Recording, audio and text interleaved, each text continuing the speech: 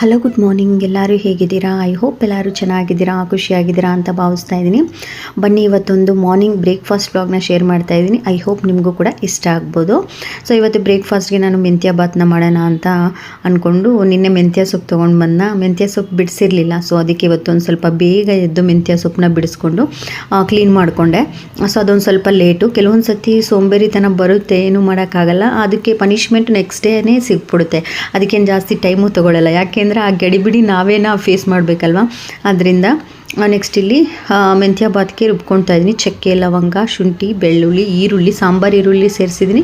ನೀವು ನಾರ್ಮಲ್ ಈರುಳ್ಳಿ ಕೂಡ ಸೇರಿಸ್ಕೊಳ್ಬೋದು. ಸ್ವಲ್ಪ ಟೊಮೊಟೊ, ಒಂದು ಟೊಮೊಟೊಲಿ ಅರ್ಧ ಟೊಮೊಟೊನ ಆ್ಯಡ್ ಮಾಡಿದ್ದೀನಿ. ಪುದೀನ, ಕೊತ್ತಂಬರಿ ಒಂದೊಂದು ಇಡಿ, ಸ್ವಲ್ಪ ಸೋಂಪು ಫ್ಲೇವರ್ಗೋಸ್ಕರ. ಫ್ಲೇವರ್ ತುಂಬ ಚೆನ್ನಾಗಿ ಬರುತ್ತೆ. ಹೋಟೆಲಲ್ಲೆಲ್ಲ ಆ್ಯಡ್ ಮಾಡ್ತಾರಲ್ಲ ಆ ಥರ ತುಂಬ ಚೆನ್ನಾಗಿರುತ್ತೆ ಫ್ಲೇವರ್ ಸೋಂಪು ಹಾಕೋದ್ರಿಂದ. ಫಸ್ಟು ನೀರು ಹಾಕಬೇಡಿ, ಆಮೇಲೆ ನೆಕ್ಸ್ಟ್ ಒಂದು ಸ್ವಲ್ಪ ಹೊತ್ತು ಚೆನ್ನಾಗಿ ಗ್ರೈಂಡ್ ಆದಮೇಲೆ ನೀರನ್ನು ಆ್ಯಡ್ ಮಾಡಿಕೊಂಡು ಮಿಕ್ಸಿ ಮಾಡ್ಕೊಳ್ಳಿ. ತುಂಬ ಚೆನ್ನಾಗಾಗುತ್ತೆ. ನಾನು ಈಗ ಅರ್ಜೆಂಟಲ್ಲಿ ಮೆಣಸಿನ್ಕಾಯಿ ಹಾಕೋದೇ ಮರ್ತೋಗ್ಬಿಟ್ಟಿದ್ದೆ. ಸ್ವಲ್ಪ ಸದ್ಯ ನೆನಪಾಯ್ತಿಲ್ಲ ಅಂದರೆ ಖಾರ ಇಲ್ದಂಗೆ ಮಾಡಿಬಿಡ್ತಿದ್ನೋ ಏನೋ, ನೆನಪಾಯಿತು ಹಾಕ್ಕೊಂಡೆ. ಸ್ವಲ್ಪ ಸ್ಪೈಸಿಯಾಗಿರಬೇಕು, ನಮಗೆ ಒಂಥರ ಚೆನ್ನಾಗಿ ಅನಿಸುತ್ತೆ. ಆಮೇಲೆ ನೋಡಿದೆ, ಒಂದು ಸ್ವಲ್ಪ ಪ್ಲೇಟ್ ಮುಚ್ಚಿಕ್ಕಿದೆ. ನಿನ್ನೆ ಊರಿಂದ ತಂದಿದ್ನಲ್ಲ ಹುಳ್ಳಿಕಾಳು, ಅದು ಮೊಳಕೆ ಬಂದಿತ್ತು. ಸೊ ಇವಾಗ ಫ್ರಿಜ್ಜಲ್ಲಿ ಇಟ್ಕೊಂಡೆ, ನಮ್ಗೆ ಯಾವಾಗ ಬೇಕೋ ಅವಾಗ ಯೂಸ್ ಮಾಡ್ಕೊಳ್ಬೋದು. ನೆಕ್ಸ್ಟ್ ಇಲ್ಲಿ ನಾನು ಒಗ್ಗರಣೆ ಹಾಕ್ಕೊಳ್ತಾ ಇದ್ದೀನಿ ಮೆಂತ್ಯ ಬಾತ್ಗೆ. ಬಡ್ಡಿ ಸಮೇತ ವಸೂಲಿ ಮಾಡಿಬಿಡುತ್ತೆ, ಅಷ್ಟು ಸ್ಟ್ರೈನ್ ಮಾಡಿಬಿಟ್ಟು ಏನಾದರೂ ಒಂದು ಕೆಲಸ ಪೆಂಡಿಂಗ್ ಇಟ್ಬಿಟ್ರೆ ಸ್ಕೂಲ್ಗೆ ಹೋಗೋ ಟೈಮಲ್ಲಿ. ಸೊ ಅಷ್ಟು ವೀಡಿಯೋ ಶೂಟ್ ಮಾಡಿಕೊಂಡು ಇದನ್ನೆಲ್ಲ ಮಾಡೋದು ನಿಜವಾಗ್ಲೂ ತುಂಬಾ ಲೇಟಾಗಿಬಿಡುತ್ತೆ. ಸ್ವಲ್ಪ ಬೇಗ ಎದ್ದೇಳಲೇಬೇಕು. ನೆಕ್ಸ್ಟ್ ಇಲ್ಲಿ ಮಾಮೂಲಿ ನಾವೇನು ಪಲಾವ್ಗೆ, ಟೊಮೊಟೊ ಬಾತಿಗೆಲ್ಲ ಮಾಡ್ತೀವಲ್ಲ, ಚಕ್ಕೆ, ಲವಂಗ, ಈರುಳ್ಳಿ, ಕರಿಬೇವಿನ ಸೊಪ್ಪೆಲ್ಲ ಹಾಕ್ಕೊಂಡು ಟ್ರಾನ್ಸ್ಪರೆಂಟ್ ಆದಮೇಲೆ ನಾವಿವಾಗ ಸೊಪ್ಪನ್ನೇನು ಚೆನ್ನಾಗಿ ತೊಳೆದಿಟ್ಕೊಂಡಿದ್ವಲ್ಲ ಆ ಸೊಪ್ಪನ್ನ ಹಾಕ್ಕೊಂಡು ಸ್ವಲ್ಪ ಅರಿಶಿನ ಕೂಡ ಸೇರಿಸ್ಕೊಂಡು ನೀಟಾಗಿ, ನೀರಿನ ಅಂಶ ಇರುತ್ತೆ ಅದೆಲ್ಲ ಹೋಗೋವರೆಗೂ ನೀಟಾಗಿ ಫ್ರೈ ಮಾಡ್ಕೊಳ್ಬೇಕು. ಆಯಿಲಲ್ಲಿ ಫ್ರೈ ಮಾಡೋದ್ರಿಂದ ಸ್ವಲ್ಪ ಕಹಿನೂ ಇರೋದಿಲ್ಲ, ಚೆನ್ನಾಗಿರುತ್ತೆ. ಕಹಿ ಅಂತ ಏನೂ ಅನಿಸೋದಿಲ್ಲ, ಒಂಥರ ಫ್ಲೇವರೇ ಇರೋದಿಲ್ಲ. ಒಂದೊಂದು ಸೊಪ್ಪಂತೂ ಫ್ಲೇವರೇ ಇರೋದಿಲ್ಲ, ಏನು ನಾವು ಮೆಂತ್ಯ ಬಾತ್ ತಿಂತಾ ಇದ್ವಿ ಅನ್ನೋ ಫ್ಲೇವರೇ ಇರೋಲ್ಲ. ತುಂಬ ಚೆನ್ನಾಗಿ ಅನಿಸುತ್ತೆ. ಸೊ ನಾವೇನು ಗ್ರೀನ್ ಮಸಾಲ ರುಬ್ಕೊಂಡಿದ್ವಲ್ಲ ಅದರಲ್ಲಿ ಮಸಾಲೆನೂ ಕೂಡ ಸೇರಿಸ್ಕೊಂಡು ನೀಟಾಗಿ ಆಯಿಲ್ ಫ್ರೈ ಆಗಿ ಮೇಲ್ ಬರೋವರೆಗೂ, ತೇಲ್ ಬರ್ತಾ ಇರುತ್ತಲ್ಲ ಅಲ್ಲಿವರೆಗೂ ಚೆನ್ನಾಗಿ ಫ್ರೈ ಮಾಡ್ಕೊಳ್ಬೇಕು. ನಾನು ತೇಲೋಷ್ಟು ಆಯಿಲು ಹಾಕಿಲ್ಲ, ಅದು ಕೊಬ್ಬರಿ ಎಣ್ಣೆ ಆಗಿರೋದ್ರಿಂದ ಅದು ತೇಲೋದು ಇಲ್ಲ. ಸೊ ಅದಕ್ಕೆ ಚೆನ್ನಾಗಿ ಮಿಕ್ಸ್ ಮಾಡ್ಕೊತೀನಿ, ನನಗೆ ಗೊತ್ತಾಗುತ್ತೆ ಫ್ರೈ ಆಗಿದೆ ಅಂತ. ಆವಾಗ ಅಕ್ಕಿನೂ ಕೂಡ ತೊಳೆದು ನೆನೆಸಿಟ್ಟಿದ್ದೆ ನಾನು. ನೀರನ್ನು ಹಾಕಿ ಸ್ವಲ್ಪ ಕುದಿ ಬಂದಮೇಲೆ ರೈಸ್ ಹಾಕೋಣ ಅಂತ ಬರೀ ನೀರು ಮಾತ್ರ ಸೇರಿಸಿದ್ದೀನಿ. ಈ ರೀತಿ ಮಾಡೋದ್ರಿಂದ ಸ್ವಲ್ಪ ಬೇಗ ಆಗುತ್ತೆ, ಯಾಕಂದರೆ ನೀರು ಕುದ್ದಾದಮೇಲೆ ಅಕ್ಕಿ ಹಾಕೋದ್ರಿಂದ ಮತ್ತೆ ಬೇಗ ಆಗೋಗುತ್ತೆ. ವಿಸಿಲ್ ಕೂಡ ತುಂಬ ಬೇಗ ಬರುತ್ತೆ. ಅದರಿಂದ ಇದನ್ನು ಎರಡು ಥರ ಮಾಡ್ಕೊಳ್ಬೋದು. ಗ್ರೀನ್ ಮಸಾಲ ಮಾಡ್ಬೋದು, ಇಲ್ಲ ರೆಡ್ ಕೂಡ ಮಾಡ್ಬೋದು. ಎರಡೂ ಮಾಡ್ತೀನಿ, ಎರಡೂ ಕೂಡ ತುಂಬಾ ಚೆನ್ನಾಗಿರುತ್ತೆ. ಇವತ್ತು ಅಚ್ಚು ಗ್ರೀನ್ ಕೇಳಿದ್ಲಲ್ಲ ಅದಕ್ಕೆ ಗ್ರೀನ್ ಮಾಡಿದೆ. ನೆಕ್ಸ್ಟ್ ಸ್ಟವ್ನ ಎಷ್ಟು ಸತಿ ಒರೆಸ್ತಾ ಇರ್ತೀನೋ ನನಗೆ ಗೊತ್ತಿಲ್ಲ. ಲಾಸ್ಟ್ ಟೈಮ್ ಗ್ರೀನ್ ಸ್ಟವ್ ಇತ್ತಲ್ಲ ಅದಿಷ್ಟು ಗಲೀಜಾಗಿ ಕಾಣ್ತಾನೆ ಇರಲಿಲ್ಲ. ಸ್ವಲ್ಪ ನೋಡೋದಕ್ಕೆ ತುಂಬ ಕ್ಲಾಸಿಯಾಗಿ ಕಾಣಿಸುತ್ತೆ, ಬಟ್ ಮೇಂಟೆನೆನ್ಸ್ ಮಾಡೋದಂತೂ ತುಂಬಾ ಕಷ್ಟ. ಅದಕ್ಕೆ ಅವಾಗವಾಗೆ ನೋಡ್ದಂಗೆ ಒರೆಸ್ಕೊಳ್ತಾ ಇರ್ತೀನಿ. ಸೊ ಫೈನಲಿ ಅರ್ಜೆಂಟಲ್ಲಿ ನಮ್ಮ ಮೆಂತ್ಯ ಬಾತ್ ಅಂತೂ ರೆಡಿ ಆಯಿತು. ಇನ್ನೂ ಸ್ವಲ್ಪ ನೀರಿತ್ತು, ಮತ್ತೆ ಲಿಡ್ ಕ್ಲೋಸ್ ಮಾಡಿ ಸ್ಟೀಮ್ಗಿಟ್ಟೆ.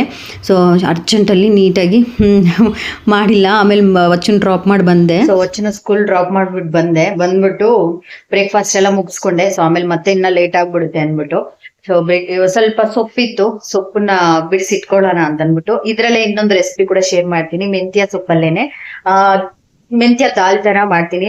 ವಚ್ಚು 3 o'clock ಬರ್ತಾಳೆ, 3:30ಗೆಲ್ಲ ಊಟ ರೆಡಿ ಇರ್ಬೇಕು. ಸೊ ಯಾಕಂದ್ರೆ ಒಂದು 12:30ಗೆಲ್ಲ ಲಂಚ್ಗೆಲ್ಲ ಬಿಡ್ತಾರಲ್ವಾ, 8:30ಗೆಲ್ಲ ಸ್ಕೂಲು. ಸೊ ಅದರಿಂದ ಸ್ವಲ್ಪ ಬೇಗನೆ ಮಾಡ್ಬಿಡ್ತೀನಿ. ಸೊ ದಾಲ್ ಮಾಡ್ ಮಮ್ಮಿ ಅಂತ ಹೇಳಿದಾಳೆ. ಯಾಕಂದ್ರೆ ಜಾಸ್ತಿ ಅವ್ಳು ಮೆಟ್ಲತ್ತಿ ಅಭ್ಯಾಸ ಇರ್ಲಿಲ್ವಲ್ಲ, ಈಗ 4th floorಗೆ ಹೋಗ್ಬೇಕು 8th standardಗೆ. ಸೊ ಅದರಿಂದ ಅವಳಿಗೊಂಥರ ಹಿಂಸೆ ಆಗ್ತಾ ಇದೆ. 4th floor ಹತ್ತೋವರೆಗೂ ತುಂಬಾ ಕಷ್ಟ ಅನಿಸ್ತಾ ಇದೆ ಅಂತೆ. ಸೊ ಅದರಿಂದ ಸ್ವಲ್ಪ ಏನಾದ್ರೂ ಬೋನ್ಸ್ಗೆ ಎನರ್ಜಿ ಕೊಡುವಂಥದ್ದು ಏನಾದ್ರು ಮಾಡೋಣ ಅಂತ ಅಂದ್ಬಿಟ್ಟು ಮೆಂತ್ಯ ಸೊಪ್ಪನ್ನ ಚೂಸ್ ಮಾಡ್ಕೊಂಡಿದೀನಿ. ಸೊ ವೀಕ್ಲಿ 2 times ಇಲ್ಲ 3 times ನಾ ಮೆಂತ್ಯ ಸೊಪ್ಪು ತಿನ್ನೋದ್ರಿಂದ ಸ್ವಲ್ಪ ಬೋನ್ಸ್ಗೆಲ್ಲ ಹೆಲ್ಪ್ ಆಗುತ್ತೆ ಅಂತ. ಯಾಕಂದ್ರೆ ಅವಳು ಮಿಲ್ಕ್ ಕುಡಿಯೋದೇ ಇಲ್ಲ. ಸೊ ಮಿಲ್ಕ್ ಅಂದ್ರೆ ಅವಳಿಗೆ ಇಷ್ಟನೇ ಆಗಲ್ಲ, ಸ್ಮೆಲ್ಲೇ ಆಗೋದಿಲ್ಲ. ಸೊ ಅದರಿಂದ ಈಗೆಲ್ಲ ಕ್ಲೀನ್ ಮಾಡ್ಕೊಂಡಿದೀನಿ. ಸೊ ಬರ್ತಾ ಟೊಮೊಟೊಸು ಅವೆಲ್ಲ ನಿನ್ನೆನೆ ತಗೊಂಡ್ ಬಂದು ಇಟ್ಟಿದ್ದೆ. ಸೊ ಇನ್ನು ಸ್ವಲ್ಪ ಇದೆ, ಏನಂತ ಫ್ರೆಶ್ ಇಲ್ಲ, ಓಕೆ ಅನ್ನೋ ತರ ಇದೆ. ಸೊ ಇನ್ನ ಬಿಡಿಸ್ಕೊಂಡ್ಬಿಟ್ಟು ನೀಟಾಗಿ ಮಿಕ್ಕಿದ್ದು ಬಟ್ಟೆ ಕೆಲಸ ಇದೆ. ಸೊ ವ್ಲಾಗ್ನ ಕೂಡ ಕಂಟಿನ್ಯೂ ಮಾಡ್ತೀನಿ, ನೋಡ್ತಾ ಇರಿ. ಹೆಣ್ಮಕ್ಳು ಮನಸ್ಸು ಮಾಡಿದ್ರೆ ಏನು ಬೇಕಾದರೂ ಮಾಡ್ತಾರೆ ಅನ್ನೋದಕ್ಕೂ ನಿಜವಾಗ್ಲೂ ಅವ್ರಿಗೆ ತುಂಬಾ ಟ್ಯಾಲೆಂಟ್ ಇರುತ್ತೆ, ಅದನ್ನು ಯೂಸ್ ಮಾಡ್ಕೊಳ್ಬೇಕಷ್ಟೇ. ಸೊ ನಾನು ಸೊಪ್ಪನ್ನೆಲ್ಲ ಬಿಡಿಸ್ಕೊಂಡಿದ್ದಾದಮೇಲೆ ತರಕಾರಿ ಎಲ್ಲ ತೊಗೊಂಡು ಬರ್ತಿದ್ದಲ್ಲ, ಕವರೆಲ್ಲ ಇಟ್ಟಿದ್ದೆ, ಅದನ್ನೆಲ್ಲ ತೆಗೆದು ಈ ಟ್ರಾಲಿಗೆ ಹಾಕ್ತಾಯಿದ್ದೀನಿ. ನಾನು ಈ ಟ್ರಾಲಿ ಬಗ್ಗೆ ಹೇಳಬೇಕು, ಇದು ತುಂಬಾ ಚೆನ್ನಾಗಿದೆ. ನಾನು ಕೂಡ ಅಷ್ಟೇ ಯೂಟ್ಯೂಬಲ್ಲಿ ಕೆಲವೊಬ್ರು ಯೂಸ್ ಮಾಡೋದನ್ನ ನೋಡಿ ತರಿಸ್ಕೊಂಡಿದ್ದು ಮೀಶೋದಲ್ಲಿ 550 ರುಪೀಸು. ಇವಾಗಂತೂ 800 ರುಪೀಸ್ ಆಗಿದೆ ಅಪ್ಪ ಅಂದ್ಕೊಂಡೆ. ತುಂಬ ಕನ್ವೀನಿಯೆಂಟ್ ಆಗಿದೆ. ನೀವು ಬೇಕು ಅಂತಂದರೆ ಈರುಳ್ಳಿ ಬೆಳ್ಳುಳ್ಳಿ ಇಟ್ಕೊಳ್ಳೋಕೆ ಬೇಡ ಅಂತಂದರೆ ನೀವೇನಾದರೂ ಆರ್ಗನೈಸ್ ಥರ ಇಟ್ಕೊಬೋದು, ಗಿಡ ಬೆಳೆಸ್ಕೊಬೇಕು, ನಿಮ್ಮ ಕ್ರಿಯೇಟಿವಿಟಿ ನೀವೇನು ಬೇಕಾದರೂ ಇಟ್ಕೊಳ್ಬೋದು. ತುಂಬ ಅಂದರೆ ತುಂಬ ಚೆನ್ನಾಗಿದೆ. ನನ್ನ ಪ್ರಕಾರ ಗುಡ್ ಆಪ್ಷನ್ ಅಂತ ಹೇಳ್ಬೋದು. ಹಳೆ ಥರ ಆ ಬುಟ್ಟಿನ ಯೂಸ್ ಮಾಡಿ ಬೋರ್ ಆಗಿದ್ರೆ ನಾವು ಈ ಥರ ಮಾಡ್ಬೋದು. ತುಂಬ ಚೆನ್ನಾಗಿರುತ್ತೆ, ಗಾಳಿನೂ ಆಡ್ತಾ ಇರುತ್ತೆ. ನಮಗೆ ಹಣ್ಣು ಚಿಕ್ಕ ಚಿಕ್ಕ ನೊಣಗಳು ಬರ್ತಾವಲ್ಲ, ಅದು ಕೂಡ ಬರಲ್ಲ. ಸೊ ನೆಕ್ಸ್ಟ್ ಇಲ್ಲಿ ಗಂಗಾ ಅವ್ರಿಗೆ ತುಂಬಾ ಇಷ್ಟ ಬಟರ್ ಫ್ರೂಟ್ ಅಂತಾರೆ, ಅದನ್ನು ತೊಗೊಂಡು ಬಂದು ಇಟ್ಟಿದ್ರು. ಇನ್ನು ಹಣ್ಣಾಗಿರಲಿಲ್ಲ. ಬಟ್ ಇದಕ್ಕೆ ಈ ಜ್ಯೂಸ್ಗೆ ಇಷ್ಟೊಂದು ಶುಗರು, ಹಾಲು ಎಲ್ಲನೂ ಹಾಕಿ ಮಾಡಬೇಕು, ಅಷ್ಟೊಂದು ಕ್ಯಾಲರೀಸ್ ಒಳ್ಳೆಯದಲ್ಲ ಅಂತ ನನಗನ್ನಿಸ್ತು. ಬಟ್ ಕುಡಿಯೋದಕ್ಕೆ ಟೇಸ್ಟಿಯಾಗಂತೂ ಇರುತ್ತೆ. ಓಕೆ ಥರ ಅಂತ ಅನ್ನಿಸ್ತು ನನಗೆ. ನೆಕ್ಸ್ಟು ಒಂದೇ ಒಂದು ಕಟ್ಟು ಮೆಂತ್ಯ ಸೊಪ್ಪಿಂದ ನಾನು ಇವತ್ತಿನ ಡೇ ಫುಲ್ಲು ಕುಕ್ಕಿಂಗ್ನ ಮುಗಿಸಿದ್ದೀನಿ. ಹೇಗೆ ಅಂದರೆ ಮಾರ್ನಿಂಗ್ ಬ್ರೇಕ್ಫಾಸ್ಟ್ ಮಾಡಿದ್ದೆ ಮೆಂತ್ಯ ಬಾತು, ಇವಾಗ ದಾಲ್ ಮಾಡ್ಕೊಳ್ತಾ ಇದ್ದೀನಿ. ಇದ್ರ ಜೊತೆಗೆ ಚಪಾತಿ ಮಾಡ್ಕೊಳ್ಬೋದು, ಆಮೇಲೆ ಮುದ್ದೆ ಜೊತೆಗೂ ತಿನ್ಬೋದು, ರೈಸ್ ಜೊತೆಗೂ ತಿನ್ಬೋದು, ನಿಮ್ಗೆ ಇಷ್ಟ ಆದರೆ. ಸಿಂಪಲ್ಲಾಗಿ ಮಾಡ್ಕೊಳ್ತಾ ಇದ್ದೀನಿ, ನೀವು ಡೆಫಿನೆಟಾಗಿ ಒಂದು ಸತಿ ಮಿಸ್ ಮಾಡದೆ ಟ್ರೈ ಮಾಡಿ. ಸ್ವಲ್ಪ ಸಾಸಿವೆ ಹಾಕ್ಕೊಂಡಿದ್ದೀನಿ, ಸ್ವಲ್ಪ ಕರಿಬೇವು, ಒಣಮೆಣ್ಸಿನ್ಕಾಯಿ. ನಾನು ಸಾಂಬಾರು ಈರುಳ್ಳಿ ಬಳಸ್ತಾ ಇದ್ದೀನಿ. ಈ ನಡುವೆ ಇತ್ತೀಚೆಗೆ ತುಂಬ ಜಾಸ್ತಿ ಬಳಸ್ತಾ ಇದ್ದೀನಿ, ಯಾಕಂದರೆ ನಂಗೆ ತುಂಬ ಇಷ್ಟ ಆಗ್ತಾಯಿದೆ ಅದರಿಂದ.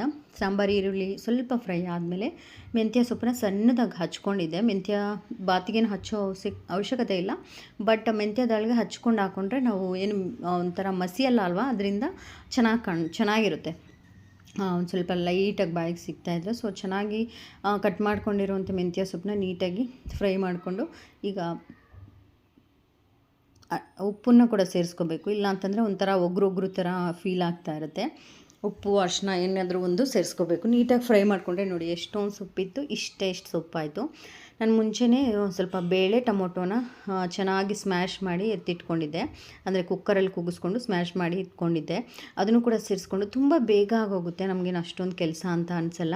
ಸೊ ನೆಕ್ಸ್ಟ್ ಇಲ್ಲಿ ಸಾಂಬಾರು ಪೌಡರ್, ತೇಜು ಸಾಂಬಾರು ಪೌಡರ್ನ ನಾನು ಯೂಸ್ ಮಾಡ್ತಾಯಿದ್ದೆ. 1.5 ಸ್ಪೂನ್, ಅದು ಚಿಕ್ಕ ಸ್ಪೂನು, ಎಷ್ಟು ಅಂದರೆ 1 ಟೀ ಸ್ಪೂನ್ಗಿಂತ ಚಿಕ್ಕ ಸ್ಪೂನ್ ಅದು, ಅದರಿಂದ 1-2 ಸ್ಪೂನ್ ಆ್ಯಡ್ ಮಾಡಿದ್ದೀನಿ.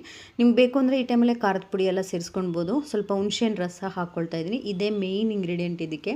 ಹುಣಸೆಹಣ್ಣು ರಸ ಸೇರಿಸ್ಕೊಂಡು ಉಪ್ಪು ಖಾರ ಎಲ್ಲ ನೀಟಾಗಿದೆಯಾ ಅಂತ ಚೆಕ್ ಮಾಡಿಕೊಂಡು ಒಂದು ಸ್ವಲ್ಪ ಮೇಲ್ಗಡೆಯಿಂದ ಕಾಯಿ ತುರಿನ ಉದುರಿಸ್ಕೊಂಡ್ರೆ ಸೂಪರಾಗಿರೋವಂಥ ದಾಲ್ ಅಂತೂ ರೆಡಿ ಆಗುತ್ತೆ. ನೀವು ನಿಮ್ಮ ಆಪ್ಷನಲ್ಲಿ ನೀವು ಯಾವ್ದು ಜೊತೆಗೆ ಬೇಕಾದರೂ ತಿನ್ಬೋದು, ಎಲ್ಲ ಜೊತೆಗೂ ಹೊಂದ್ಕೊಳ್ಳುತ್ತೆ. ಬಟ್ ಒಂದು ಸ್ವಲ್ಪ ಕನ್ಸಿಸ್ಟೆನ್ಸಿನ ನೋಡ್ಕೊಳ್ಬೇಕಾಗುತ್ತೆ. ಮುದ್ದೆ ಜೊತೆಗೆ, ಚಪಾತಿ ಜೊತೆಗೆ, ರೈಸ್ ಜೊತೆಗೆ ಒಂದೊಂದು ಕನ್ಸಿಸ್ಟೆನ್ಸಿ ಇರುತ್ತೆ. ಸೊ ಅದನ್ನು ನೀವು ಮಾಡಿಕೊಂಡ್ರೆ ತುಂಬ ಚೆನ್ನಾಗಿ ಅನಿಸುತ್ತೆ.